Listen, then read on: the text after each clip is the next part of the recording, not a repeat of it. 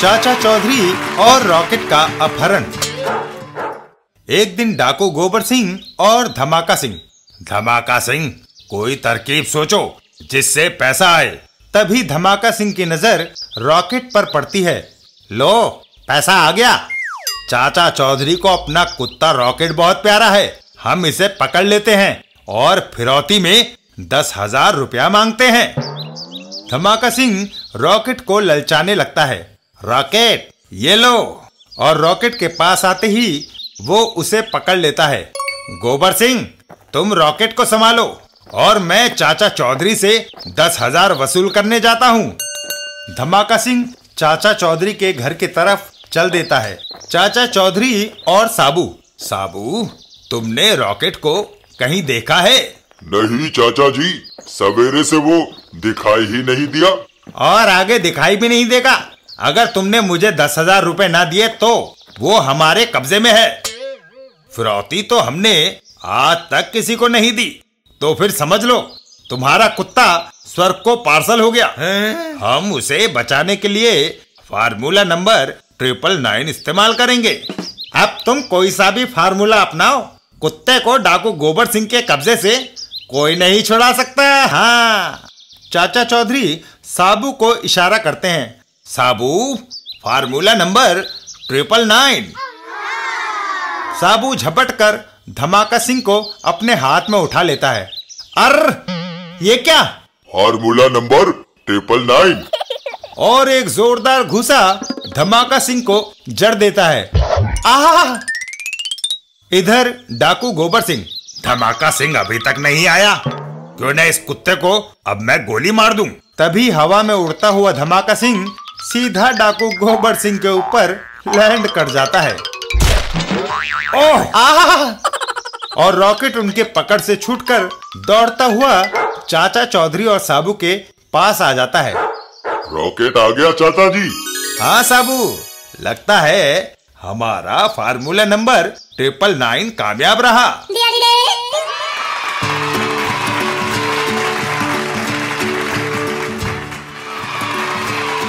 चाचा चौधरी और दीपू खतरे में। एक दिन चाचा चौधरी और दीपू, चाचा जी, यदि हम उस द्वीप पर एक हफ्ते के लिए पिकनिक पर जाएं, तो कैसा रहेगा? ख्याल तो अच्छा है दीपू, लेकिन हम वहाँ जाएंगे कैसे? मुझे तैरने का बड़ा शौक है, मैं तो वहाँ तैरकर ही जाऊंगा। चाचा चौधरी वहाँ रखी बोरियों की ओर इशारा करते हैं, लेकिन ये बोरियां जिनमें आटा, दालें, चीनी और एक हफ्ते का खाने के लिए राशन है, वहां तक कैसे ले जाएंगे? तभी चाचा चौधरी का एक पायलट दोस्त आनंद आता है। चाचा फिक्र ना करो, दीपू को तैर कर जाने दो। तुम्हें और तुम्हारी बोरियों को मैं वहां हवाई जहाज में पहुंचा दूंगा। इधर दीपू समुद्र में कूदकर तैरना शुरू कर देता है। वाह, क्या मजा आ रहा है इस समुद्र में तैरने से। थोड़ी देर बाद दीपू तैरकर उस टापू पर पहुंच जाता है। लो, मैं तो द्वीप पर पहुंच भी गया। चाचा जी तो अभी जहाज पर बोरियां ही लाद रहे होंगे। दीपू एक अच्छी सी जगह देखकर वहां सुस्ताने लगता है। वाह, ये द्वीप कितना अच्छा है। चारों तरफ शांति और हरियाली छाई हुई है। दीपू बैठा बैठा प्रकृति का आनंद ले रहा होता है और अपनी तरफ बढ़ते एक खतरे से बिल्कुल बेखबर होता है। चाचा जी का हवाई जहाज चल पड़ा होगा, उसके उड़ने की आवाज आ रही है। तभी दीपू के पीछे एक आहट होती है, जिसे सुनकर दीपू पीछे देखता है तो दीपू अपने बचाव के लिए हाथ में एक लकड़ी का डंडा उठा लेता है।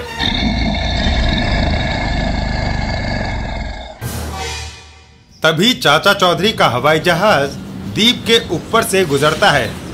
आनंद, मुझे और मेरी बोरियों को यहीं उतार दो। इस द्वीप पर कोई हवाई पटरी नहीं, इसलिए जहाज यहाँ नहीं उतार सकता।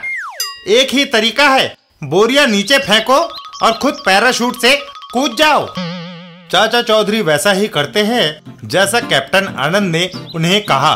ये लो, दालों की बोरी गई, ये चावलों की, ये आटे की और ये चीनी की। इधर गोरिल्ला और दीपू आमने सामने। गोरिल्ला अपने ऊपर गिर रही बोरियों से बेखबर दीपू पर गुर्रा रहा होता है। तभी बोरियां अचानक उसके सिर पर गिरती है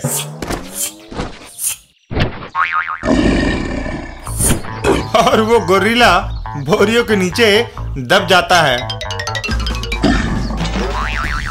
इधर चाचा चौधरी पैराशूट से नीचे कूदता है। आनंद ने मुझे ऐसा घुमाकर छोड़ा है कि मैं बोरियों के पास गिरूंगा। चाचा चौधरी सीधे आकर बोरियों के ऊपर गिरते हैं। ओह! और गोरिल्ले का रहा सहा दम भी निकल जाता है। चाचा चौधरी और दीपू, आपने मौके पर मेरी जान बचा ली चाचा जी। देखना दीपू, कल के अखबार में खबर आएगी कि चाचा चौधरी ने निहत्थे ही एक खूंखार गोरिल्ला मार गिराया।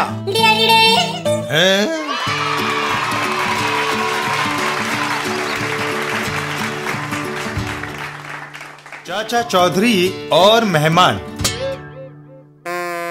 एक दिन चाचा चौधरी के घर, साबू जरा देखना, इधर कौन आ रहा है। सेठ छदामी लाल और सेठ बादामी लाल आ रहे हैं चाचा जी। तभी वो दोनों चाचा चौधरी के पास पहुंचते हैं। कहिए सेठ जी, कैसे आना हुआ? मैं आपको आज दोपहर के खाने का निमंत्रण देने आया हूँ। छदामी लाल चुप, आज दिन का खाना चाचा जी मेरे यहाँ खाएंगे। छदामी लाल, बादामी लाल, लड़ो नहीं, मैं आज खाना खाने कहीं नहीं जा सकता। क्यों? आज मेरा उपवास है, लेकिन मैं तुम्हें निराश नहीं करूंगा। चाचा चौधरी साबू और टिंगू मास्टर की तरफ इशारा करते हैं। मेरे ये दोनों साथी साबू और टिंगू मास्टर तुम्हारे यहाँ खाना खाएंगे। आज ये दोनों मेरे यहाँ आ जाएं। नहीं, आज ये मेरे मेहमान होंगे। होश की दवा कर, मैं उन्हें निमंत्रण दे चुका हूँ। अरे लड़ो नहीं, मैं फैसला किए देता हूँ। एक एक तुम दोनों के घर चला जाएगा। चाचा चौधरी का फैसला सुनकर दोनों खुश हो जाते हैं। मंजूर है, ये अच्छा रहेगा। और दोनों वापस अपने घर की तरफ चल देते हैं। लेकिन खाना इन दोनों के आकारों को देखकर बनाना। आप इस बात से निश्चिंत रहो। दोपहर को खाने का समय हो गया है, अब चले। मैं छदामी लाल के यहाँ और साबू तुम बादामी लाल के यहाँ जाओ। टिंगू मास्टर छदामी लाल के यहाँ पहुँचता है। सेठ जी नमस्कार, खाना तो तैयार हो गया होगा। तुम? खाना तो मैंने साबू को ध्यान में रखकर बनाया था, अब ये सारा खाना तुम्हें ही खाना पड़ेगा। हैं? इधर साबू भी सेठ बादामी लाल के यहाँ पहुँचता है। सेठ बादामी लाल जी नमस्ते। साबू तुम? सेठ बादामी लाल एक छोटी सी थाली साबू के हाथ में रख देता है। मैंने समझा टिंगू मास्टर इधर आएगा, इसलिए भैया जो कुछ बना है तुम्हारे आगे है।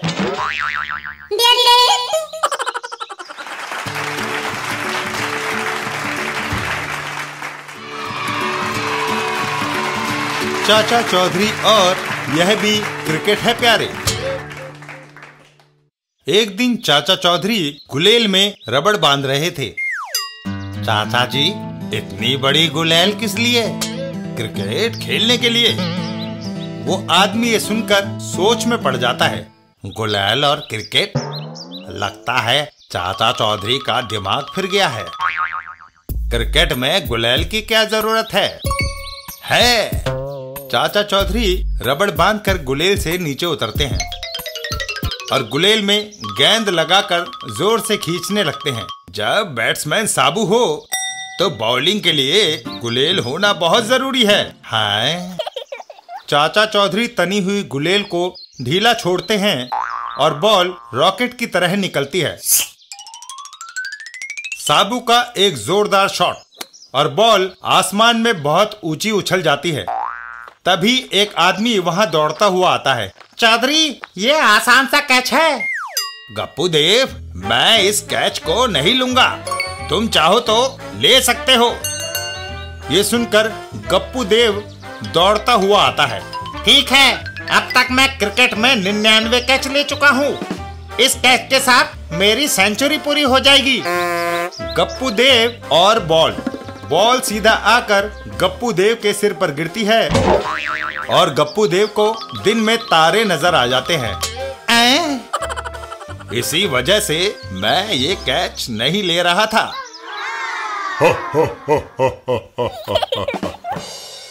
कुछ दूरी पर घर में पानी खत्म हो गया है। इस कुएं का जल शीतल और मीठा होता है। उधर बगीचे से पूजा के लिए कुछ फूल लेते चलूं। ये सोचकर वो महिला अपना मटका छोड़ बगीचे की ओर बढ़ जाती है। तभी वहां एक आदमी आता है। पांचू, तूने महिला के घड़े में जहर क्यों मिला दिया? खजूरा, वो महिला मेरी दूर की रिश्तेदार है। बड़ी मालदार आसामी है। इस घड़े के पानी को पीकर उसके परिवार के सारे सगे संबंधी मर जाएंगे। फिर उसकी लाखों की जायदाद का मैं अकेला वारिस बचूंगा। ये कहते हुए पांचू जहर घड़े के पानी में मिला देता है और वो बेचारी महिला घड़े को अपने सर पे उठाए अपने घर की ओर चल देती है। बस, ये घड़ा उसके जीवन का आखिरी घड़ा है। इसके बाद उसे तुम इस कुएं से पानी ले जाते कभी नहीं देखोगे। इधर चाचा चौधरी, लो साबू, ये आया मेरा मीडियम पेस बॉल।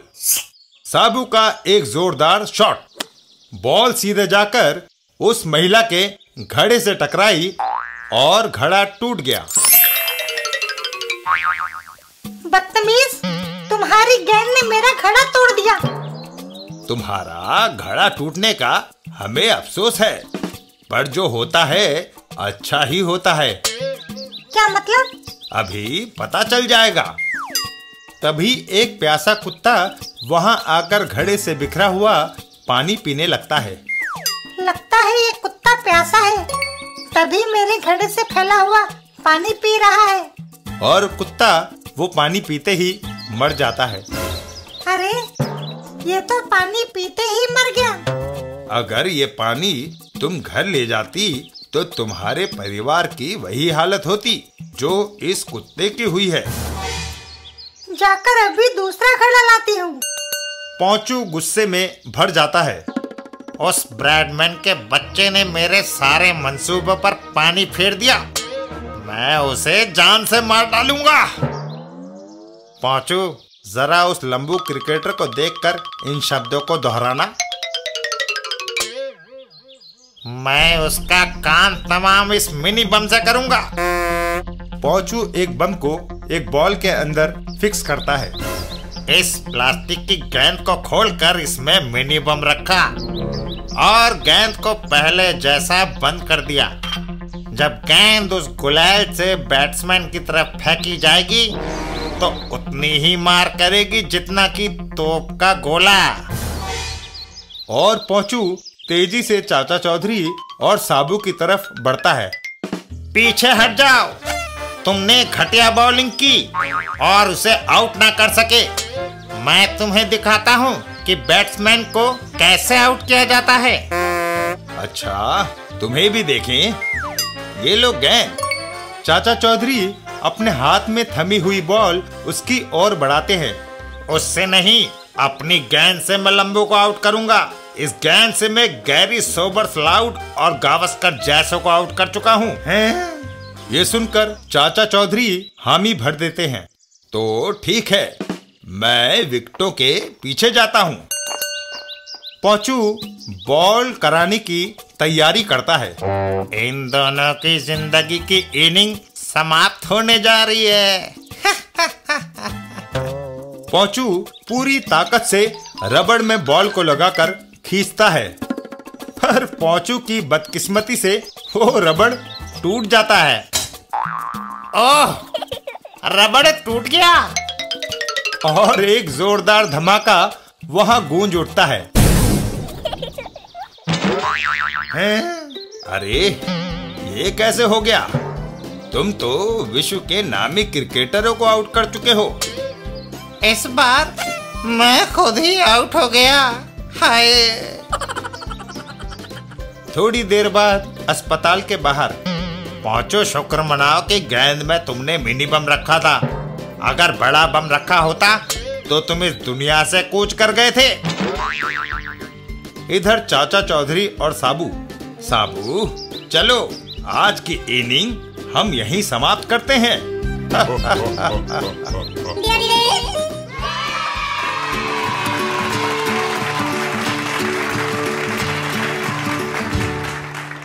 चाचा चौधरी और दुल्हे राजा।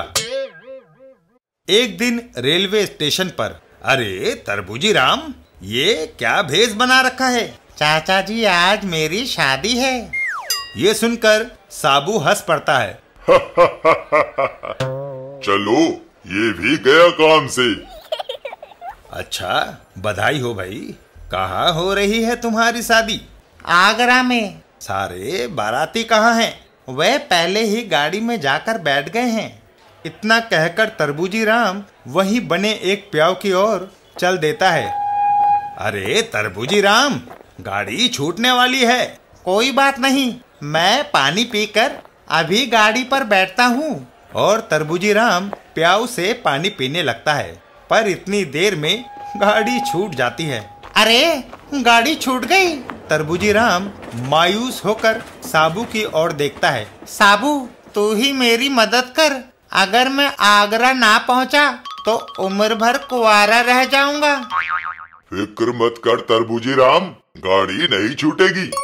साबू इतना कहकर तरबूजी राम को उठा लेता है और उसे हवा में चक्कर खिलाने लगता है। मैं तुझे इतनी जोर से फेंकता हूँ कि तू जाती हुई गाड़ी की छत पर जा गिरेगा। हैं? और साबू उसको हवा में उछाल देता है। ये गया। तरबूजी राम हवा में उड़ता हुआ ट्रेन की ओर बढ़ता है। साबू का अंदाजा ठीक था, मैं बिल्कुल गाड़ी के ऊपर गिरूंगा। गाड़ी आगरा पहुंची। लड़की वाले स्वागत के लिए खड़े थे। सारे बाराती उतर रहे हैं, लेकिन दूल्हे राजा नहीं दिखाई दे रहे। वह भी किसी डब्बे में बैठे होंगे। अरे कोई जाकर दूल्हे राजा को ढूंढो। हमने गाड़ी का एक एक डब्बा छान मारा, मगर दूल्हे राजा का कहीं पता नहीं। फिर वह कहाँ गया? तभी तरबूजी राम ट्रेन की कोयला बोगी से चिल्लाता है। मैं यहाँ हूँ। साबू ने जरा जोर से फेंक दिया था, इसलिए सवारी डिब्बे पे ना गिरकर इंजन के कोयला वैगन पर गिर गया। हैं?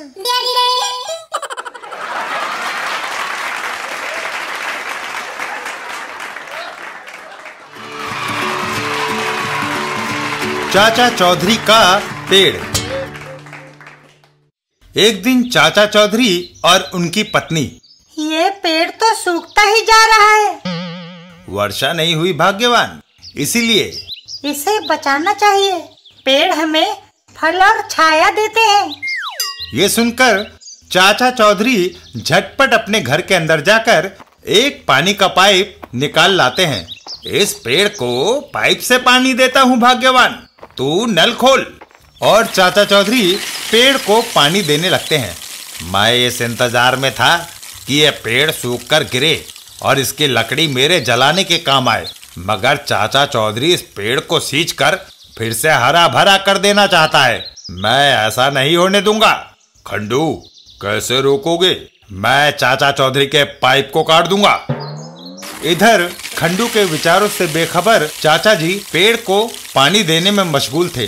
वाह, इस पानी की धार से ये पेड़ कुछ ही दिनों में फिर से हरा भरा हो जाएगा।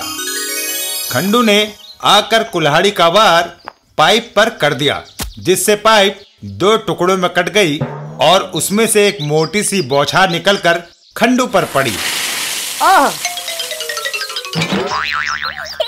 ओह, मेरे सारे कपड़े भीग गए। तभी साबू वहां आता है। साबू, कपड़े सुखाने में मेरी मदद करो, नहीं तो मुझे जुकाम हो जाएगा। लेकिन खंडू, मेरा तरीका थोड़ा अलग है। अरे कोई भी तरीका हो, लेकिन जल्दी करो। ये सुनते ही साबू खंडू को एक जोरदार लात जमा देता है और खंडू उड़ता हुआ उसी सूखे पेड़ पर जा लटकता है। जब तक कपड़े धूप में सूख नहीं जाते, यही लटके रहो। हैं? देखा, पेड़ों का एक और फायदा।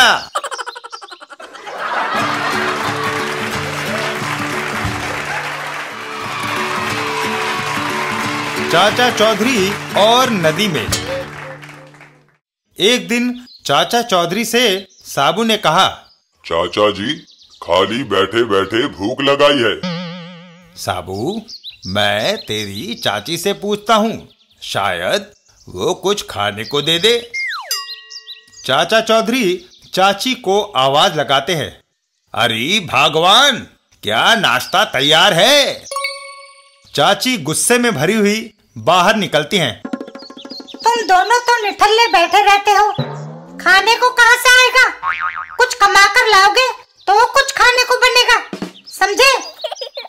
अरे भाई साबू, अब तो कुछ ना कुछ करना ही पड़ेगा। और चाचा चौधरी और साबू घर से बाहर की ओर चल देते हैं।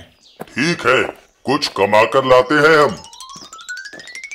थोड़ा आगे जाने पर, साबू, आगे तो नदी है। कोई बात नहीं चाचा जी, हम नदी पार करेंगे। चाचा चौधरी और साबू नदी में उतर जाते हैं। वह छोटा सा एक आदमी इधर आ रहा है। उसके पास कुछ ना कुछ जरूर होगा। और वो बदमाश अपनी बंदूक चाचा चौधरी पर तान देता है। सीधा इधर आ जाओ, पीछे मुड़े तो गोली मार दूंगा। चाचा चौधरी सीधे उस बदमाश की दिशा में बढ़ते हैं। हा हा हा, चूहा सीधा इधर ही आ रहा है। तभी पानी में से साबू बाहर निकलता है। उसे देखते ही वो दोनों बदमाश वहां से भाग खड़े होते हैं। बाप रे, आदमी है या पहाड़? चाचा चौधरी और साबू भागते हुए वे अपनी बंदूक छोड़ गए हैं। चलो, आज की यही कमाई सही चाचा जी। चाचा चौधरी और किसने किसको पकड़ा। डाकू गोबर सिंह के साथी कालू और आलू खबर लाते हैं, सरदार, चाचा चौधरी घर के बाहर सो रहे हैं। ये सचमुच बड़ी अच्छी खबर है। जागता हुआ वो हाथ में नहीं आता, सोते हुए को पकड़ना चाहिए। ये बोलकर डाकू गोबर सिंह कालू और आलू को हुक्म देता है, जाओ चारपाई समेत उसे उठा लाओ। अपने सरदार का हुक्म सुनते ही वो दोनों चाचा चौधरी के घर की ओर बढ़ जाते हैं। आओ कालू, अगर हम कामयाब रहे तो सरदार माला माल कर देगा। वो दोनों चाचा चौधरी के घर पहुंचते हैं। वह गहरी नींद सो रहा है। अरे धीरे बोलो, अगर वो जाग गया तो चकमा दे जाएगा। वो दोनों चुपचाप चाचा चौधरी को चारपाई समेत उठा लेते हैं। संभल कर उठाओ, वैसे चाचा चौधरी ज्यादा भारी नहीं है। और दोनों गोबर सिंह के अड्डे की तरफ चल देते हैं। चलो, सरदार हमें देखते ही खुश हो जाएगा। कुछ देर बाद, लो सरदार, तुम्हारा जानी दुश्मन हाजिर है। शाबाश। गोबर सिंह चारपाई पर बंदूक तान देता है। चादर उठाओ, अभी लो। कालू और आलू चादर हटाते हैं और चादर हटाते ही, हैं, ये क्या? चारपाई पर चाचा चौधरी को ना पाकर उनके होश उड़ जाते हैं। तभी पीछे से एक जोरदार वार गोबर सिंह पर होता है। ओह! कालू और आलू वहां से दौड़ लगा देते हैं। चाचा चौधरी आ गया, भागो! तभी साबू उनको सामने से घेर लेता है। बचकर नहीं जा सकते तुम लोग। कालू और आलू साबू के सामने हाथ जोड़ देते हैं। माफ कर दो, फिर कभी ऐसा नहीं करेंगे। चाचा चौधरी और डाकू गोबर सिंह, कालू, आलू, हम तुम्हें माफ करते हैं, क्योंकि तुम्हारी वजह से मुझे डाकू गोबर सिंह के ठिकाने का पता चला और मैं इसे पकड़ सका। ये सुनते ही कालू के होश उड़ जाते हैं। हमारी वजह से? हाँ, जब तुम चारपाई उठाकर ला रहे थे तो मैं पीछे पीछे आ रहा था। हैं?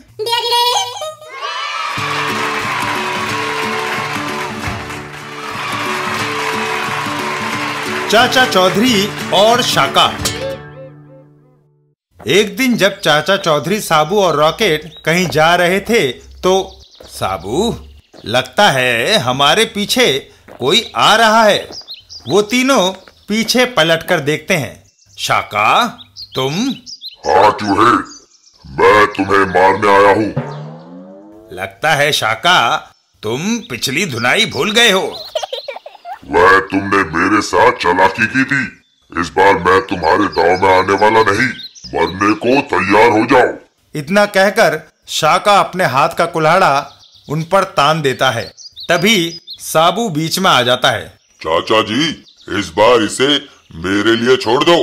ये सुनते ही शाका गुस्से में तिलमिला जाता है। बदतमीज, तेरी ये हिम्मत! पहले मैं तुझे ही खत्म करता हूँ। और शाका हाथ में कुल्हाड़ा संभाले तेजी से साबू की ओर बढ़ता है। इस बार मैं कुल्हाड़े पर तेज धार करवा कर लाया हूँ। शाका की कुल्हाड़ी का एक जोरदार वार, जिससे साबू अपने आप को बचा लेता है। पहला वार खाली गया तो ये मत समझना कि मैं निराश हो गया। और शाका पूरी ताकत से दोबारा वार करता है और चक्कर घिन्नी की तरह घूमने लगता है।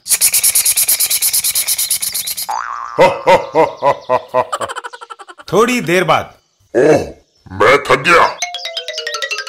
साबू शाका की ओर मुक्का ताने बढ़ता है। मैं तुम्हें बताता हूँ कि वार कैसे किया जाता है। साबू का जोरदार घुसा शाका के मुंह पर और शाका जमीन पर फ्लैट हो जाता है। कहो, दिन में तारे दिखाई दिए? हाँ, चांद भी दिखाई दे रहा है। अरे